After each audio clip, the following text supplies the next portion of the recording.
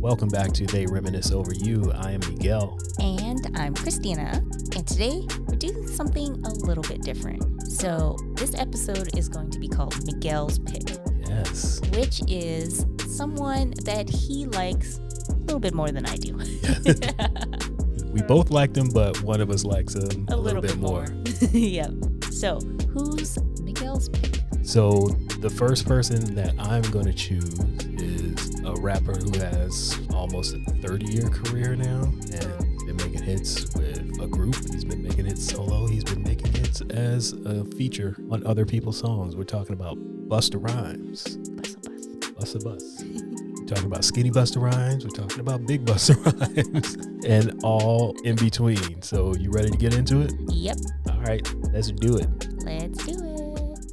Okay, so first thing I'm going to ask is how much of Busta Rhymes' music are you familiar with? Are you familiar with like more current stuff, or is it the earlier stuff with Leaders in the New School, or somewhere in between? I'm most familiar with the late 90s stuff because that's when I was more immersed in music in general. Right. But I did know of him in Leaders of the New School. So I knew some of the songs already before preparing for this episode. But their first album was 1990, which was when I was still listening to like Top 40. I was like 10 or 11 at the time, right? So by the time I started listening to hip hop, the Leaders in the New School, which we'll get into, were on their way out. Yeah, so it was done by that point. So I was familiar, but I definitely didn't know them that well. Right. So he was a member of a group called Leaders of the New School. They used to run in the same circles as Tribe Called Quest and those of that ilk as well. And he was always the standout, even if some of the other members didn't seem to think so. It was obvious from the first time you saw him, like, that's the guy. Mm-hmm. Like, I know it's a group, but there's something about that guy. And he always had that, even from the very beginning. And that's pretty much what led to all of their issues from day one, basically. Mm-hmm. I knew about their breakup because they broke up on MTV, basically. Yes. On an episode of Yo MTV Raps. But a live episode. I was reading or actually watching one of his interviews with some radio station, and he was talking about how they broke up before they even had a first album. Oh. So that was something that I learned this week and I wasn't aware of before. So how did they break up before the first album but still proceeded to make 2 albums? So according to him, they were just doing these random showcases around New York, just as young rappers do, trying to get on. And Dante Ross was working at Elektra Records, I believe, and he saw him at a showcase and was like, look, I'm renegotiating my deal, so once I get that straightened out, I'm going to sign you guys. So Busta said months go by, they haven't heard from him. As young men were doing in the 90s, he decided to leave New York and go down to Virginia, sell a little drugs, allegedly. Complex occupation. He had a complex occupation. So I'm saying allegedly in air quotes. And while he was gone, they were still trying to get the deal with Tommy Boy without him. But apparently Dante was like, nah, I want all of y'all. If he's not in it, none of y'all getting this deal. So basically, even though they had been negotiating behind his back, recording songs without him, they had to let him back in the group in order for them to get the deal. Okay. He was saying their first official breakup happened because they were going to some Greek fest during Memorial Day weekend or some sort of holiday. And he's the only one who had a car. So they wanted him to come pick him up. They go down to the beach party, what. And he's like, well, if I'm paying for the rental car, if I pick up a girl, I'm not going to have her riding around with y'all. So he found some chick, didn't go pick them up, so they kicked him out of the group. So he's basically play in house party where he's like, I'm going to pick up girls instead of drive my friends around. Yes. But the difference is they weren't really friends at the time. They were more business associates than friends, unlike Play. But Play is the worst friend in movie or TV history. We'll save that for another episode. Yeah, we'll talk about that later. So all of this is happening before they even record the first album. So they start recording on their own. He starts recording on his own. And in order to get the deal, they just came back together. So it was fraught from the beginning. From the beginning. Okay. But they did manage to get 2 albums out of it. The first album, A Future Without a Past, and second album, TIME, The Inner Mind's Eye. The first album had just some silly teenage, we're in the 90s type songs. They sound very 1989, 1990. Case of the PTA, Sob Story, Feminine Fat. Oh, God. So It's very set in that time frame. Yeah, like they sound like a bunch of kids. Yeah, and that's literally what they were. They were what, like 17, 18? Something like that. You know, a lot of times we forget how young some of these notable artists were when they came out, like Nas and Tupac. They were very Mobb literally Deep. teenagers. Yeah, but these guys, they sound like teenagers. You're not like, what? They were only 18? It's like, nah, they sound like it. Just a bunch of goofy teenagers acting up at school. Yeah. And that's basically what the album was based on. Here's some kids hanging out at school, after school, before school, and let's do an album about it. Yeah.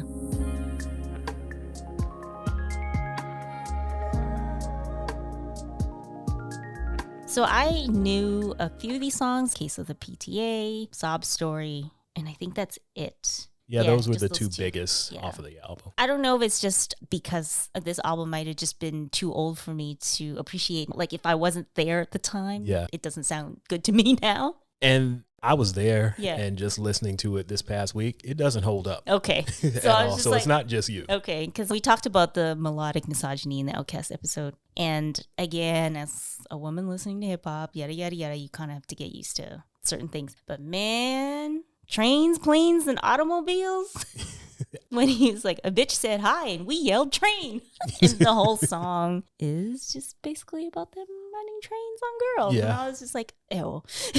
Yeah, it's not the most pleasant song in the world. No, it's not. At all. And I don't even know if I could call this melodic misogyny. It's just... No, it's just misogyny. It's misogyny and rape-ish. You know, I get it. It's a different time. They were young. But it's wild to think about the things that were just... so normal. Yeah, or like you that don't, song did not get any pushback. Yeah, like at all. You look back, you're like, wow, really? It's like, damn, we were letting that fly. The feminine fat. Even though they were saying they like it, it just doesn't sound. It doesn't. Nice, but it reminds me of when Humpty in his, what was the song? The Humpty Dance. Yeah, hey yo, fat girl. Yeah, I called you fat. And even though he's saying he likes it, it's just like, wow, that's rude. It is, but yeah. So definitely this album, as you were already saying, it didn't hold up. So for me, listening to this as an adult, I'm just like, nah. I mean, there was some songs that, you know, I did kind of enjoy in terms of just, it sounded fun, but it's not something I'm going to go out of my way to listen to again. I think this week was the first time I had listened to it since probably 1993. Yeah. Like when their second album came out, that was probably the last time I listened to the first album. Yeah.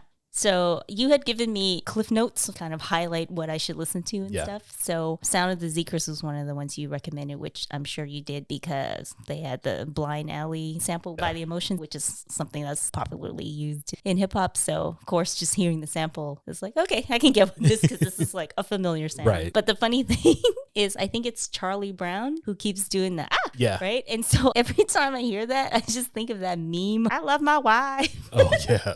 Chance the Rapper. Chance the Rapper. So like every time I hear Charlie Brown say that, I just think of I love my wife. So if you've never heard this before, some random YouTuber, I believe he's a gamer. I don't even remember what he does. Because I remember I looked him up. It's something that has nothing to do with music or anything. And he had nothing on his channel for a long time. Then just popped up out of nowhere and made this little like meme video of Chance the Rapper going, I love my wife. And then just left.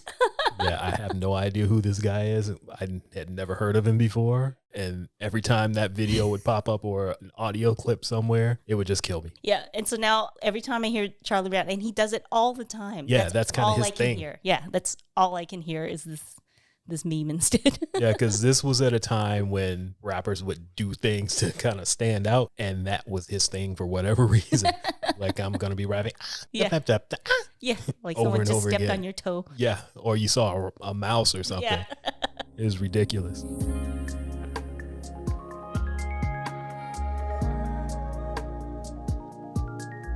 The second album, it's better than the first. It has a couple songs on it that sound a lot better, and they do hold up, but not many. I'd say two at the most. The Inner Mind's Eye and maybe What's Next. I don't remember what the song What's Next sounds like off the top of my head right now, but in my notes I put, I can see why you'd think I like this. But I don't know why I wrote that. I don't know why either, but yeah, by 1993 I was pretty much like immersed into hip hop. So this album sounds like something I would have listened to at that time, but I don't know, for whatever reason I just didn't. So I actually don't know any of the songs on this album, but it sounds like 1993. Yeah, it didn't really get much push either because they had broken up pretty much as soon as it came out. And I think What's Next may have been the first single, and then Classic Material maybe, and then that was it. It was done. There was one song I was listening to that wasn't in your clip notes, but I just kind of skimmed through most of the songs anyways. It was called Syntax Era, and I was just about to skip to the next song when I heard they used the Who Can I Run To sample. Yeah. And it's just literally like 3 notes. That. And I was like, hey. Like right when I was about to skip, I was like, wait a minute, I know the sample. Let me give this song a little bit more of a chance just to see what they do with it. It's so funny when you think about how samples are used, because a lot of people who don't really understand sampling in hip hop are like, oh, they just reuse music, but like they literally use 3 notes. Yeah. And it's just interesting to think about when a person's putting these beats together, when they hear other songs, what they decide. You have to have a particular type of mind to say, I'm going to take this part and do this with it, because to me it makes no sense. Like the final product, I get it, but for me to sit and listen to like a James Brown record and say I'm going to use that 2 seconds and create an entire song out of it, makes no sense to me. I'm going to take 2 seconds from here, 1 second from there, slow it down. Yeah, like it's pretty interesting to see how that's done. Take a vocal sample of Whitney Houston, play it backwards, put a filter on it, and then there's your beat. It's pretty interesting. There's a Twitter account that I can't remember off the top of my head, but maybe we'll post it later. But I think it's Songs and Samples. Oh yeah, that's it. If you're into this, you should check out that Twitter account because they actually show you how the samples are changed to songs that you know and love. Yeah. So I won't ever listen to this album again, but I didn't mind it. Didn't think you would. Yeah, the first one I was like, no. The second one I'm like, okay, maybe if I had listened to it at that time, I would have some kind of at least nostalgia attached to it, but it sounds like something I would have listened to, but I didn't, so I probably won't again. I really don't have any nostalgia tied to either of these albums because, like I said, they don't really hold up. And the biggest thing that they were known for as a group is being on Scenario.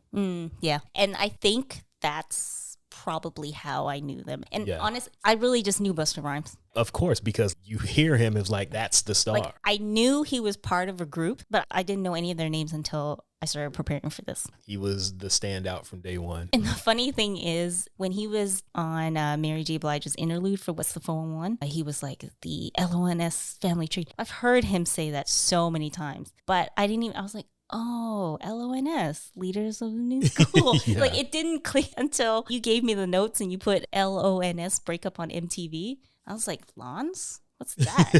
And I'm like, oh. And then the fact that I read it as Lions first too made it even more confusing. How many times have I heard him on that interlude and just didn't even think about what he meant when he said the LONS family tree? Speaking of LONS, they were discovered by Chuck D, essentially. And he named all the members. And Busta Rhymes is named after an NFL player, Busta Rhymes. They just changed and put an A on the end instead of Buster because Chuck D said that Buster raps the way that he played football.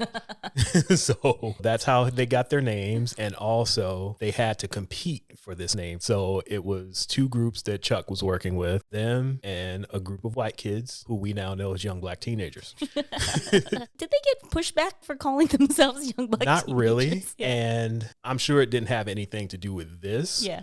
But because they had to battle for the name, Chuck had 2 groups, 2 names, and was like, you guys are going to battle it. Whoever wins gets to choose the names, and then the other group gets what's left. Okay. They wanted Leaders of the New School.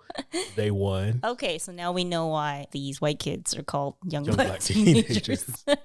Another group that I I'm familiar with them, but I don't know any of their music. I couldn't tell you one song from them. Okay. But we mentioned that they ended up breaking up on an episode of Yo MTV Raps. Apparently, Charlie Brown didn't like the attention that Busta was getting, and he started to put up a little bit of a stink. And he basically just stopped showing up to gigs. Who is the host? Fab Five Freddy? Yeah. Asked him, hey, what's going on? And he's like, I know my capabilities. I know what I'm going to do in life. I'm like, what kind of response is that? Like, to what this does question? that have to do with what I just asked you? It's like, we're literally just starting an interview, and it's like, hey, I know what I'm worth. It's like, all right. Like, that's like when you ask someone, what's up? And they launch into all of their woes. And it's like, that's not the answer to this question. I just wanted you to say, nothing much. Yeah. Chilling. Exactly. So they quote unquote break up then. And he says he went to LA to film Higher Learning, and he gets a call from the label, and they were like, well, we're not giving y'all a budget for a third album, but we're giving you a budget for a solo album. Okay. Some time passes. He gets another call from the label. The other three guys are in the office, and basically they're beefing. Like, how can you leave the group and blah, blah, blah. He's like, I didn't leave the group. They told me I was going solo, so I'm going solo. Tough luck for y'all. And they were just upset over it. And yeah, he was done. He's now Busta Rhymes solo artist. Were they friends before this? They were friendly, but it's not like they grew up together. Okay. He was saying that he didn't even want to go solo because in his mind, I'm going to come in here, give you 16 bars, and I'm out. That's it. But doing a solo album, he's like, now you want me to write 3 verses and come up with hooks, do that 14 or 15 times. It's like, I don't want that kind of responsibility. It's like, I just want to come in and give you a verse and I'm out. And he said that's why it took him 3 years to actually come out with a solo album because he's not used to doing that much writing. He's not used to doing that much writing. And if he can get paid for just doing these guest verses, he said he was charging like $7,500 to $10,000 for each one. I'm going to do 3 years of guest verses. Yeah. And he said that anybody who called, I'm there. You want me to come through and do a hook? I'm there. I made a list of the random features that he did. De La Soul, makes sense. KRS-One, okay. Tribe Called Quest, definitely. He's on the TLC Crazy Sexy Cool album. He's got an interlude on that. He's on an SWV remix, You're the One. The Boyz II Men Vibin' remix. Oh, I don't He's remember on that. He's on an Adina Howard remix. I don't remember that either. All over the place. He got his own with James Brown. The rest of the leaders in the new school are on it, but him too. Yeah. So this is the kind of stuff that he was doing for 3 years just to make some money because he was dreading doing a solo album. And lo and behold, he's had a 25 plus year career. Right. After he released the first one, he was just putting them out there. I guess. Guess he found his flow after the first one. Yeah. Once 96 hit, he's been off and running ever since.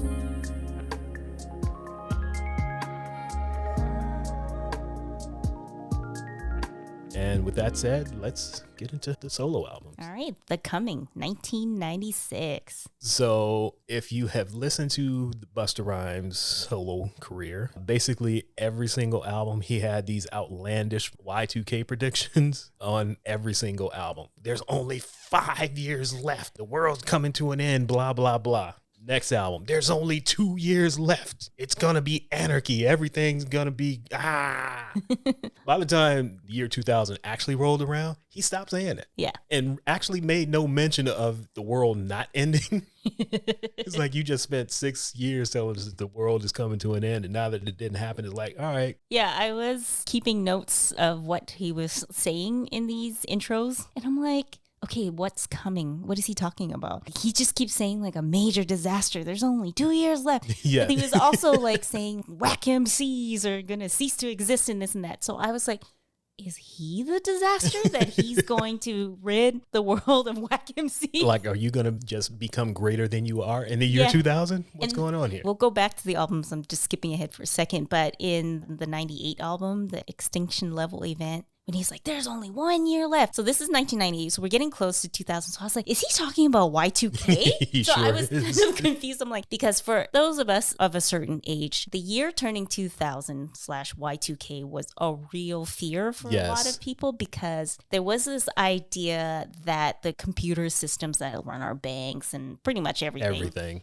would glitch because it didn't know what to do with the year 00, because a Yes. lot of times instead of the full year being entered into whatever databases, you would just get the last 2 years, like 98, 97, blah, blah, blah. So the fear was once we hit 2000, the computers won't be able to tell whether And it's the world was 1900 just gonna burn. 2000. And little sidebar, I had a friend who was working at Canadian Tire at the time. And if you don't know what Canadian Tire is, it's just like a home and hardware store. She was telling me how people were literally stocking up on supplies like before the new year, supplies that you would have in a bunker type thing. Like there were people who were literally setting up, they're burying beans in the backyard like that. Am I the asshole we were reading? But yeah, like there were people literally setting up bunkers and buying supplies and stuff. And then 2000 hit and nothing happened. I think I had a mild concern because everyone else was like, but I wasn't buying water or beans and stuff though. I had zero worries. I was not concerned. I think it was more of like, maybe there might be something to this. No, not me.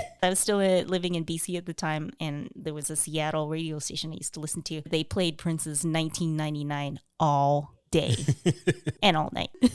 I actually watched his 1999 concert that day, which was filmed like in November. I found out last year. Yeah. He filmed it in November of 1999 for New Year's Eve. It wasn't even live. He was probably in a bunker somewhere.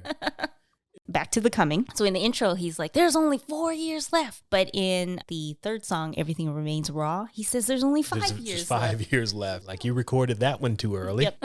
And that's actually my favorite song on the album. It's either that or the one with Shanae, It's a Party. Yeah. But I'm going to lean with Everything Remains Raw just because of the bass in it. Yeah. I love that song. And it's a solid album too. I mean, technically it's a debut album because it's his first solo album. Right. But he's not new to the game. Not at all. But it's a pretty solid first album. I'm sure you can guess which one is my favorite song. It's a Party. Yeah. Yeah, of course. Shanae's in it. And I always noticed him talking about your feminine fat. And I was like, what a weird thing to say. But now you know what he's talking yes, about. now I know. But it's a pretty solid album. Most people know it for Woo Ha, which was the first single. And when you think Busta Rhymes, that's the type of music you think of. And especially because he's always so animated too, Yeah. that's just what you associated him with. Right. Woo-ha all the time. Because even in the movie Higher Learning, the part where he's screaming, like that's what you remember him as, right?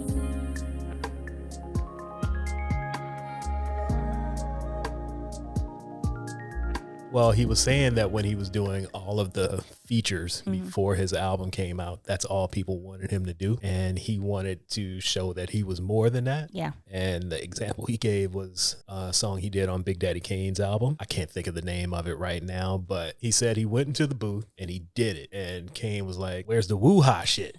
Or the rah-rah shit? Yeah. That's what I want. Yeah. He's like, well, I'm just trying to give y'all a little something different.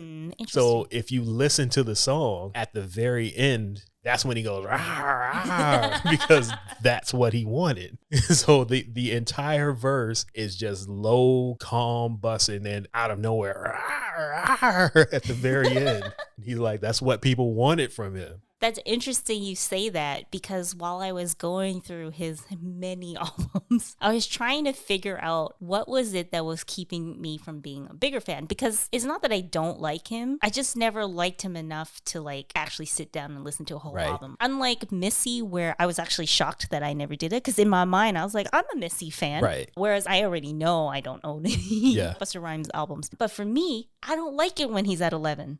I actually like him better when he's around 8, 9. Yeah. And so I think it was just too much. And I think that makes sense. What kept me from taking that extra step of being a full-on fan. This woo-ha screaming in my ears is just too much. Which is why I kind of put this list together to kind of give you those and other things as well. It's a Party, for example. That's the level I like him at. Like, I do like it when he's animated, and I think sometimes it does make sense when he goes to 11. Yeah. Especially more when it's a feature or songs with a lot of people, and not like whole song. Yeah. Then it's just like, okay, calm down. It's like, I can't do this for 4 minutes. Yeah. So that is pretty much the reason, which is funny because now you're saying that's what people wanted him to be. Whereas I like the calmer Busta. Right. It makes sense, though, that would be the reason that you didn't want to listen to him, because he is a lot. Yeah. Like, you can't just be screaming in my ear all the time. Yeah, like it works for scenario. Yeah. But people forget that he also did Sob Story before that, where he wasn't screaming and yelling on that. So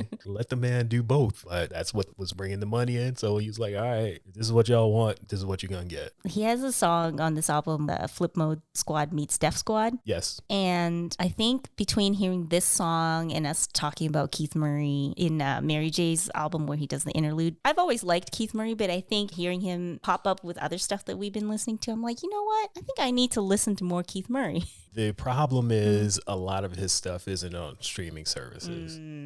Okay. I don't Because he's know another why. one of those artists that I should like, but for Right. some reason I just never listened to him very much. I know his big singles. I Right. know some stuff from Def Squad, but I never listened to a full album. It's kind of like our 6 Degrees. It's like, oh, Yeah. he's kind of a part of stuff that I listen to. He's always around. And whenever I hear him, I like him. Yeah, it's hard to find his stuff on streaming services for whatever reason. I don't know what it is. Even the things that are there, it's not full albums. Yeah. 4 or 5 songs would be grayed out that you can't even listen to. Boo. YouTube is probably your best bet. Okay, I will do that later. But yeah, just listening to this album, the songs that I already knew I liked, so I didn't really rediscover anything new, but it was pretty good overall though. All right, let's move on to When Disaster Strikes, which came out the following year. So for someone who took 3 years to make one album, to churn out another one a year later is pretty impressive. He was coming. He's like, all right, I've caught my stride. Let's keep it going every single year. So now we're only 2.5 years. Yes, only 2 years left. A major disaster will be striking all levels of existence. The big ones from this album is Dangerous and Yeah. Put Your Hands Where My Eyes Can See, and kind of like Missy in the sense that they're very animated, but it was the videos as well, which really propelled him. The videos were just out there sometimes. Like he would be remaking Coming to America, and next video he's just bouncing around with a Yeah. big floppy hat wearing a red and yellow suit. Just listening to his albums and watching some of the videos, I feel like a comparable, like I kept going back to Missy. Yeah, You know, when we talk about the versus battles, who should battle against who and who? it has to be Yeah, those like two. Missy and Busta Rhymes would be, I think, a good matchup. Which is why when people bring it up and they say who should Missy battle, and people don't even acknowledge that Busta Rhymes is the opposite side of that coin, Yeah. baffles me. Because, like, who else You would can't fit compare against Missy? Because her they're trying, to anyone yeah, 'cause else they're trying other to, than him. I think most people want to match her up with another woman. Yeah, which doesn't But make like, any sense. like Missy with Foxy Brown or Missy with Lil' Kim. Like, it those just- don't make sense. Yeah, you could, just because they're women rappers that came in around the same time. But if you want to match up like more, I guess, style or whatever, it makes more sense. Yeah, for it her and has to Busta be Rhymes. those two. Although, I would pick Missy. I would flip a coin. Maybe it it'll happen. depends on who goes last. Well, I will say this. Uh-huh. Live performances, Busta would win. You think so? Just based on stage presence. Mm, Like his live, there's very few people who does it like him. well, But if we're talking videos, they're 1A, 1B. But know what? a live show, he's hard to beat. I don't know how he performs live. I don't think I've ever seen anything that I can One of think my of. biggest regrets is not seeing him live. But him and Spliff put on a great show. Spliff, is he basically just his number one hype man? That's it. Okay, because I was That's like, his job. does he have any albums or music by himself? Nope, he raps on a couple songs, but he's a hype man. And they're often wearing matching outfits. They as do. well. They Hey, do. you know what? Sometimes it makes sense to know your role. Yeah. Right? And he plays it. If he's happy and it works and compliments Busta Rhymes, because I It's noticed giving that. him a career. And then it got me thinking, I'm like, wait a minute, I don't think I've ever seen him outside of doing stuff with Busta Nope, Rhymes. because he doesn't. He knows his role. Mm-hmm. He's been successful at it, and he's just going to keep doing it. I'm sure the checks clear just the same. They do. They're probably not as big, but I'm sure he's fine. Yeah, I'm sure he's being taken care of, especially since he's been there since the beginning. Yeah.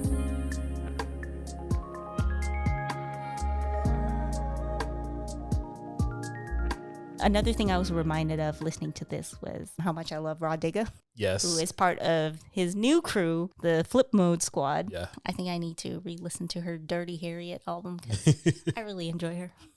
I haven't listened to her in a while. I was listening to something the other day and she popped up on it. I was like, oh, I forgot about this. Yeah, because she was in We Could Take It Outside on this album, Yeah. and I love it. What I was saying before, because I think because I'm such a non-confrontational person, I really appreciate it when there's a woman who's like, we could take it outside. Because I'm like, that's what I want to be like. But you'll just stand behind her. And be like, you could do it. Here's a bottle. Beat Hit her ass. Hit her with this bottle. I'll hold her earrings for her. So I forgot to ask you. Well, actually, you said it yourself, what your favorite song was on The Coming. What about this album? This album, actually, Put Your Hands Where My Eyes Can See, is my favorite song. I really, really like this song. And it might even be my favorite Busta Rhymes song. Okay. I don't know how to describe it because I am not a musician, but there's a certain kind of beat that I think he sounds really good on. The majority of the songs that I really like from him has this same pattern. So it's kind of like there's a pause. It'll be like doom, doom, doom, doom, pause, doom, doom, doom, pause. Like that kind of, I don't know how to describe it, but I think that really goes with his rhyme style where he's just really fast pause, really fast pause. And this is a good example of what I'm poorly describing here. Just listen to this song. I get what you're saying, though. For me, I like Dangerous. That's my favorite one on this album. And I found out not too long ago, maybe a year or two ago, that they're sampling a pill commercial from New York City where they're like, if you have old pills in your cabinet, you need to dispose of them safely and not just dump them into the toilet because it's going to end up in the ocean and fish are going to eat them. A little PSA. Yeah, it was PSA. And it's just, pills like us are dangerous. We're dangerous. This is serious. And I was like, wait a minute. He built a whole song around this comical PSA for kids. That made the song even better for me now that I know where it came from. Yeah, I like that one too. And that one also has that same beat pattern that I was trying to explain. That was a close second. Another one that I liked, which is not on the album, in your notes, you told me to listen to Turn It Up, but also the remix Fire It Up. Yeah, which with is the not Knight Rider theme song. Wow, he really made this Knight Rider sample work here. Although the album version, Turn It Up, I'm a sucker for samples, so he uses the Love and Happiness sample. Yeah. It's not my favorite song, but you know, a good sample will keep me around. But I definitely like the Fire It Up version with the Knight Rider sample better. Yeah, I figured you would have to hear that one too, just to get both.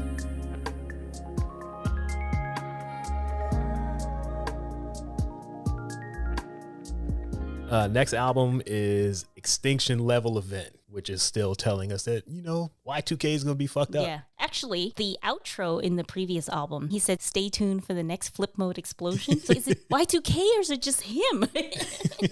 He's the cause of Y2K. There we go. All right, so Extinction Level Event, the final world front, 1998. And just like the other albums, this one has 3 or 4 songs that everybody just knows and loves. Right. My favorite on this one is the Party Going On Over Here. Me too. Yay. High five across the room. Although I do like Everybody Rise as well. Okay. And just the silliness of a song being called Extinction Level Event, but you have little kids singing on la la la la la la la. So that's funny to me as well. But Party Going On Over Here is my favorite. You probably thought I would like What's Gonna Be because Janet Jackson is on it. I did. Which I do like, but I like Party Going On Over Here better. Yeah, I'm not a fan of the song with Janet, really. I think I more like it just because of Janet. Yeah. More so than the song itself. I don't like it at all. This album, he has some Swizz beats on it, and I feel like Swizz Beats' beats are ripe for aggressive chants. Because he's like, tear the roof off, tear the roof off. And then I'm thinking about how often there is aggressive chanting over Swizz Beats' They are. But all of the stuff that Swizz Beats was doing around this time and a little bit before, I cannot stand. It is very, you know how we had ringtones before that used like a MIDI, how do you pronounce that? MIDI. But a lot of his stuff. Like he used a lot of the presets on the keyboard and didn't really change them much. Yeah. But for some reason, people loved it. I wasn't one of those people. And that's one of the reasons that I really don't like DMX. Didn't get into DMX. Yeah. I like them sometimes. There are some where it's just like, no. But there are some that I don't know why I like them, but I do. The stuff he's done in the past couple years, it's like, okay, I can get with this. But that early Rough Rider stuff that he was doing, it just did absolutely nothing for me. I think it's like 50-50 for me. Because I couldn't stand it. There is a video that I posted on our Instagram a while back, and it's a guy just hammering on a keyboard. The Money Cash House. Yes. You don't See, even that I like. You don't even need to hear the video to know what this guy is playing. Because you just see him sliding his hand across the keyboard. and you're like, yeah, Money Cash Host. And that's what I did not like about Swiss Beats, and I really didn't like the song on this album. Yeah, that beat I liked, but the ones on this album, I was like, no. It's a little too Casio presets. But I mean, it worked for him. It did. I know it's also partly Alicia Keys' money, but we've seen their house. And Swiss Beats' beats have worked out for him quite well. They certainly have. And just to go along with that, there's a video of him at some sort of beat battle. I don't know if it was the first verses that him and Timbaland did, but he's doing some sort of horrible beat at this beat battle. The first time I saw the video, I could see Busta Rhymes just kind of grooving along with him. But then somebody was like, you know what, Busta Rhymes is a good friend because he's trying to get Swiss Beats off the stage without embarrassing him. So I watched it again, and you can see Busta like, this ain't really it, so let me get my man up out of here. And he trying to nudge him away from it. But Swiss Beats kind of pushes him off, and you can see on Busta's face like, I tried. Like, no one likes this, but he does. You gotta support your friend. Yes, so he's a supportive friend, if nothing else. You tried to get him out of there without embarrassing him, but I need to look up this video. I think you mentioned it to me before, but I don't think I watched the video. It's great.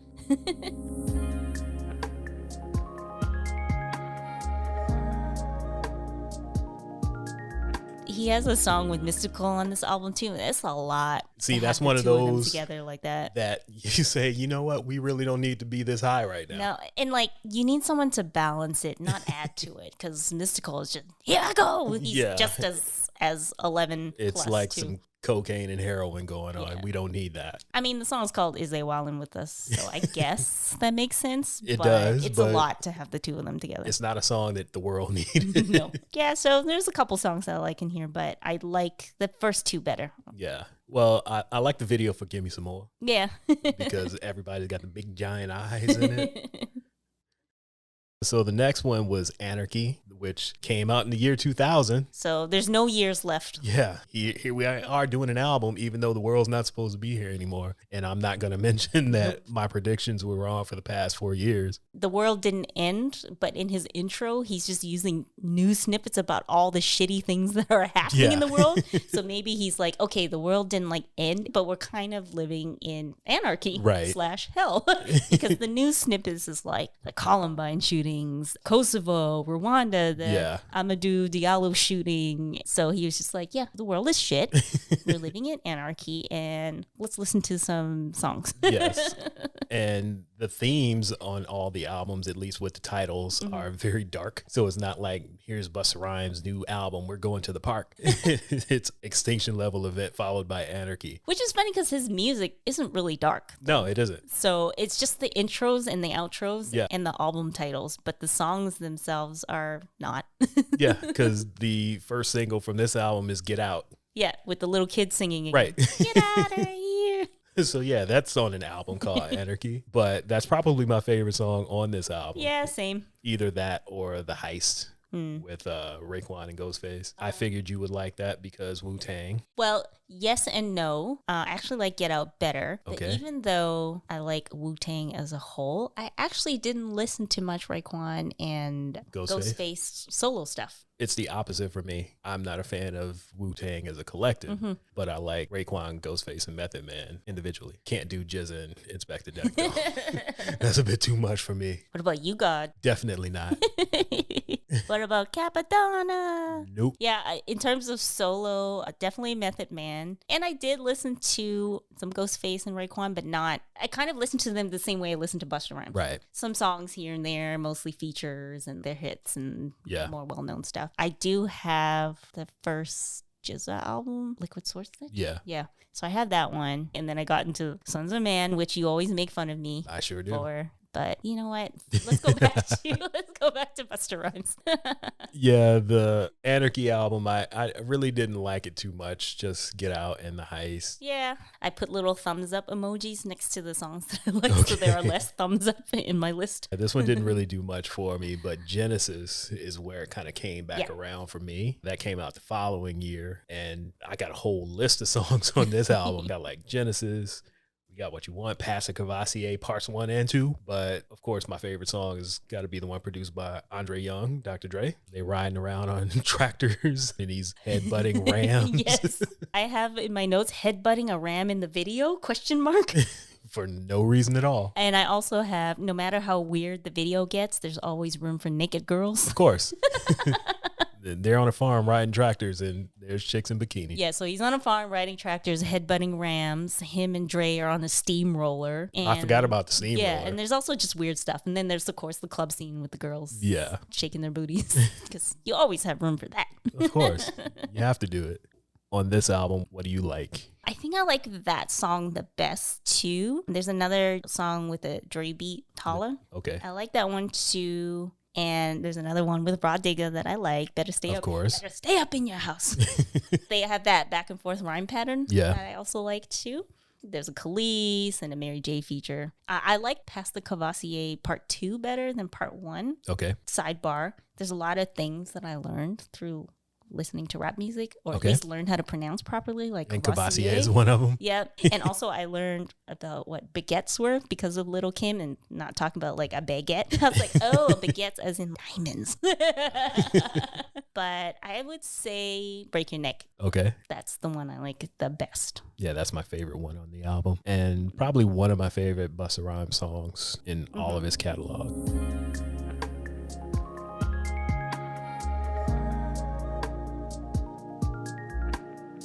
He followed that one up with the It Ain't Safe No More album, keeping the theme of album titles with doom and gloom.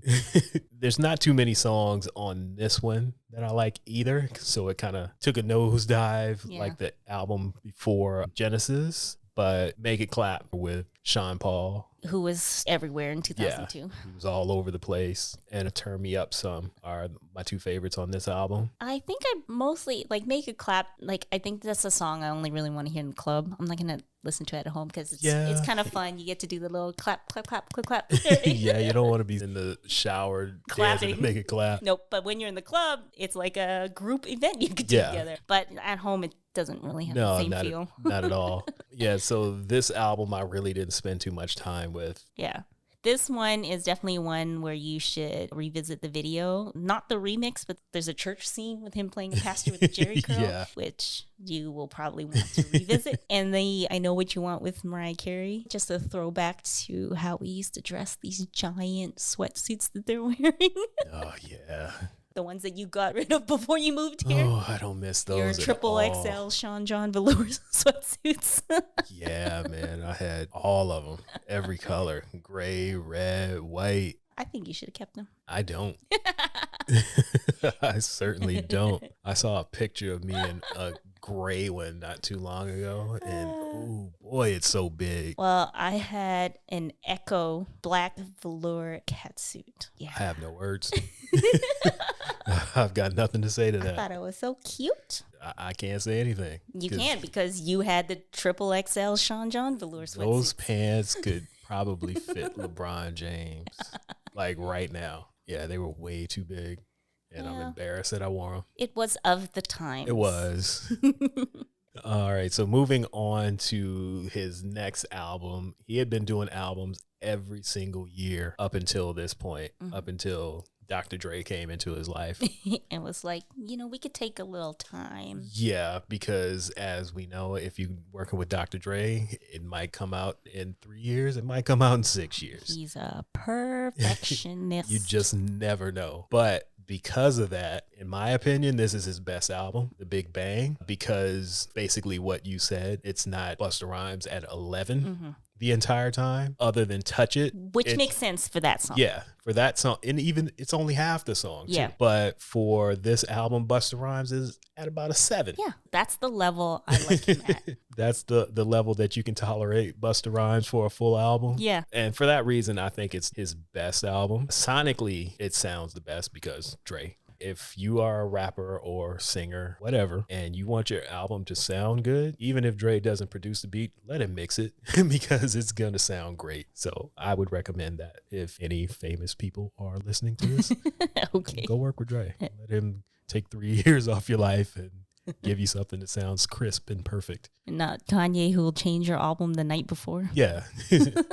And it's not the same album you heard at your listening party the night before. But yeah, I love this album. The only problem with it, and it doesn't fit on the album, was I Love My Bitch. It's so out of place. It doesn't make sense. It shouldn't have been on the album. And according to him, he didn't want it to be the first single. Dre didn't want it to be the first single, but Jimmy Iovine was like, you know what? This will be great. So because of Jimmy Iovine, that was the first single, and it kind of just slowed all momentum. I don't even remember it now, even though I literally just listened to it today.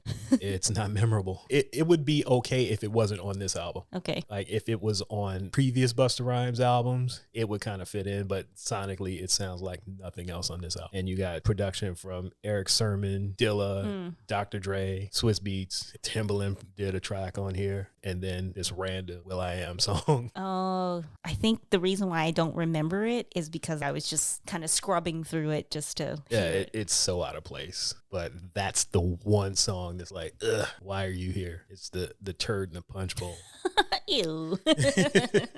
I cannot stand it, but I love this album. And did you get a chance to listen to it? Yeah. Well, in the notes that you gave me, this is the only one where you're like, listen to the whole album. Yeah. The other ones you're like, okay, here's like a list of songs to focus on. This one you're like, just listen to the whole thing. Yeah. I think overall I have more thumbs up in my notes than any of the other albums. Touch It, of course, is my favorite, which is ironic because I was saying I don't like him at 11. Right. But this song makes sense. Yeah. Because he goes to 11 when the beat goes to 11. So Yeah. you're building up this climax, not just him throughout the whole song, right? And then we had mentioned the remix in a previous episode because this is where Brooklyn. Of course, he got Mary out here with her big hair. So he had Mary and Brooklyn in the video. Yes. And of course, my girl, Rod Digga and Missy. I could do without Lloyd Banks or Papoose, but. Who I thought was Ronnie DeVoe. Yes. When I first saw it, I was like, why is Ronnie DeVoe here? It was mostly the ladies that were shining in the remix for me. So that one was my favorite. But overall, there were a bunch of other songs that I liked. And How We Do It Over Here with Missy, In the Ghetto with Rick James, Cocaina with Marsha Ambrose. I can't say her last name. Marsha Ambrosius. And then the Raekwon song. And then I love LaToya Williams. Yeah. Has a very unique voice. And she was in a song on here too. So yeah, I mean, the majority of it I enjoyed. The funny thing is that song New York Shit, even though he's from New York, I didn't like it. I don't think he fits with a more traditional New York sound. Yeah, because you're used to hearing him on these unorthodox beats, and that one was just really mellow. I like it though, even though you got Swiss Beats yelling all over it. Yeah, but overall, I think this one might be my favorite album. It's definitely mine. My favorite song on it is Gold Mine with Raekwon. It's produced by Eric Sermon, co-produced by Dr. Dre, and I would like to have heard it before Dre got his hands on it because I'm curious as to how things sound before Dre touches it. Like you listen to that song and you can kind of tell that the piano and the bass line is Dre and the drums is probably Eric Sermon, but I would want to just hear it before Andre got his hands on it because he has a very distinct sound. Yeah. And yeah, that's my favorite one on the album. Either that or You Can't Hold the Torch with Q-Tip and your boy Chauncey from Blackstreet. Yes. I think we should do an episode on Blackstreet. Oh, we could. It can be Christina's pick. Yes. All right.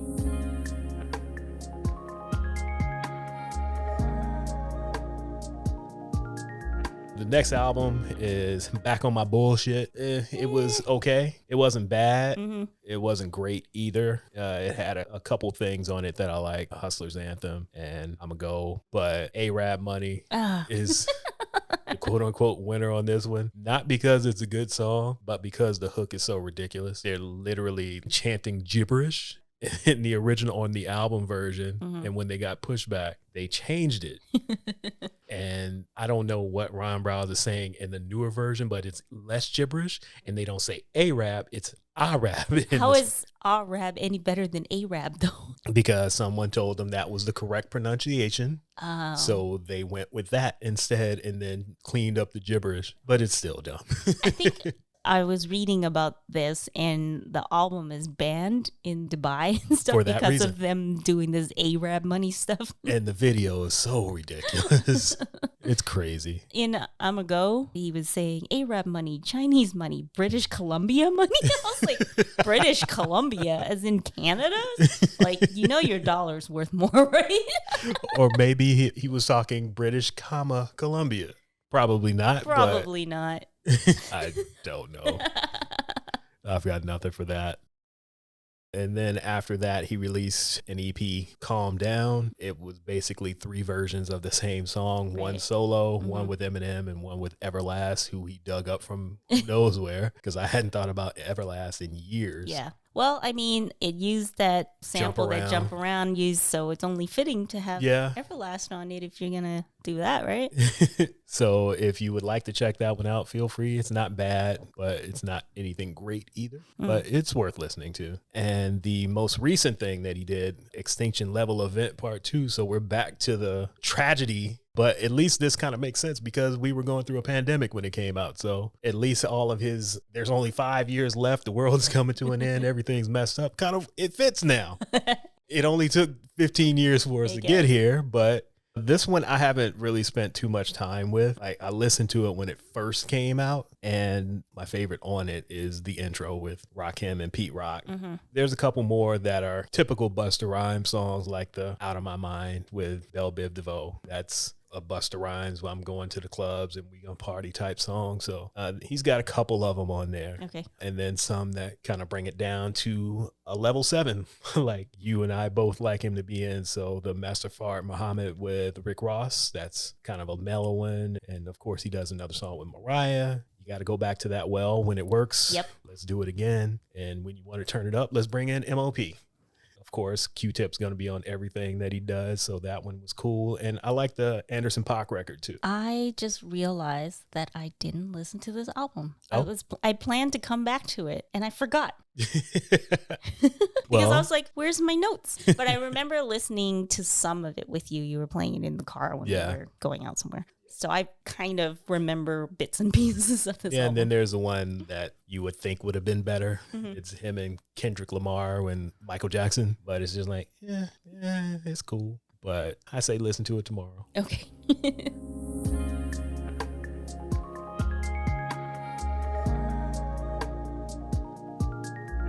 That's pretty much it as far as the career of Busta Rhymes goes. So my question for you is, has your image of Busta Rhymes changed now that you've actually taken time to sit with his discography? Not really, because I always knew that I liked him, but he just wasn't someone I listened to regularly, and listening to the albums hasn't really changed that. Okay. I did discover that there are more songs that I like. Yeah. But I also now have an understanding of why I didn't listen to him more. Right. So I think it's helped me answer that question. Okay. I think what might work for me is if I just put together a Busta Rhymes playlist for myself. Yeah. Rather than try to go through his albums. So I think in that sense, I'll probably end up listening to him more if I curate it. Right. But I think I feel the same way about him, though. Okay, that's fair. I wasn't trying to convert you or anything with this episode. Yeah. I just figured we could give it a shot with something that I like that you're not as keen on. Right. Again, it's not like I didn't like him. Yeah. He's just not in my, top 5 or whatever. But I understand why other people like him, including you. And with that said, do you have a suggestion for others who would be in the same boat as you? I would say just give it a chance. Maybe you'll find that you like more than what was heard on the radio. Yeah. So my suggestion would be the Big Bang album because, like you said, it's the Busta Rhymes at a 7 or 8 rather than 15 on a scale of 10. Yeah. So if you want to ease your way into Busta Rhymes with some good production, start with the Big Bang. And as you said, give the previous albums a chance too, because it's not all row Dungeon Dragon on every single song, which his singles would lead you to believe. There's a lot of stuff that's just solid and mellow and a different Busta Rhymes than you would expect from what you see on the videos. Mm-hmm. Yeah, that's pretty much it. Okay. So, would you like to guess what his highest charting song was on the Billboard Top 100? So, he had 0 number 1 hits and 7 top 10 hits. Okay. So, he has one song that peaked at number 2 and 2 songs that peaked at number 3. Can you guess? I'm going to say it's something early, like peak MTV time, Busta Rhymes. So I'm going to say it's probably Put Your Hands Where My Eyes Can See. Okay, you were wrong. Oh, okay. And just a reminder, the top 100 is the one that's not genre specific. Right. And a little hint, this includes songs he's featured on. Okay, so features. He's got way too many. Yeah, but think non-genre specific. I'm trying. Which means usually less hip hop. Yeah, there's a lot, even with that, a lot to choose from. I have no idea. Okay, so the song that peaked at number 2, which is his highest charting song in the top 100, was Don't Ya with the Pussycat Dolls. Okay, I can see that. Yeah, I can see that because, I mean, non-genre specific. Yes. Pussycat Dolls is going to be there. Yeah. Which we've talked about this song many times because you like the Don't You Wish Your Man Was Swass Like Me. Yes, Sir Mix-a-Lot. Yep. Yeah, that song has lived several lives, but we'll talk about that another time. Yep. Pussycat Dolls are not the original singers they of Don't Ya. are not. That's all. Okay. And then the 2 number 3s is What's Gonna Be with Janet, of course, more pop. And I was going to guess that one. Yeah, and I Know What You Want with Mariah Carey. Yeah, that would have been my next guess. But I figured that his solo stuff would have been higher just because it was all over MTV. Like the Woo Ha and what's the other one? Put Your Hands Where My Eyes Can See and Dangerous. Those were always getting played. So I figured they would have been higher. So that's pretty much it for his music stuff. He did do a little bit of acting. I was looking at his IMDb, but the way they have it sorted, if you look under the acting category. You see the videos too. So I was like, okay, I don't need to see all the music videos. Yeah. So I tried to skim it. I'm sure I missed a few things, but I remember him in Higher Learning and The Boondocks. So he played himself on Master of None, Fresh Off the Boat, and he was apparently on The Masked Singer as well. I didn't know that. I know he was in one of the Halloween movies that I do remember. He played the campus security guard or something. Okay. What else was he in? He was in Strapped with your man Bokeem Woodbine. That's all I can think of. Oh, and he was also in the Rugrats movie. Okay. He was the voice of Reptar. Okay. Which, what's his name's dad made this toy, and he was the voice of the toy. Okay. I'm Reptar. That makes sense. So, yeah, he's done a couple things outside of music, but the music is what we know him for. I mean, we know what his current work is because he just released an album, basically. That would be the most recent one. Extinction Level Event 2. Yep. But, yeah, I'm not sure what else he's working on after that. I'm thinking if he released an album just last year, I mean, he might be currently working on something that I probably wouldn't expect anything anytime soon. No, not at all. But I've got nothing else. I think we did a good look into his, almost 30-year career? Yeah, we're at like 31-year career. That's a long run. It is. That's not even a young adult. Like you're fully an adult. Yes, 31. with kids. So on that note, we're going to leave you here. Thank you all for coming back. As always, we ask that you share what you've learned on this episode with your friends and tell them to come check us out and listen to our previous episodes and get our numbers up, because that's what we're all about here, getting these numbers up. That's what we're all about? Well, not necessarily. We just want to get the numbers up so we can continue doing this because we love it. Yeah. We're on social media at Troy Podcast everywhere. So that's Twitter, Instagram, Black Planet. MySpace is coming soon. No, it's not. Black Planet is real. He really did do that. Going back to MySpace as well. Is it even up? It is. Okay. And I'm heading back to MySpace too, so you can join us over there. All right. You can check us out at our website, troypodcast.com. There's more stuff coming there in the next couple months, so keep an eye on that. If you would like to hear a Busta Rhymes playlist that we've put together, you can search the title of this episode on Spotify or just put in Troy Podcast and all of our playlists will come up for our previous episodes as well. Make sure to follow us on your podcast service of choice. So if that's Apple Music, Spotify, Anchor, Stitcher, Amazon, all the podcast sites, we're listed everywhere. Is there anything else you would like to mention before we get out of here? Nope. On that note, we will see you guys in about 2 weeks. Yepper. Until then, bye. Bye-bye.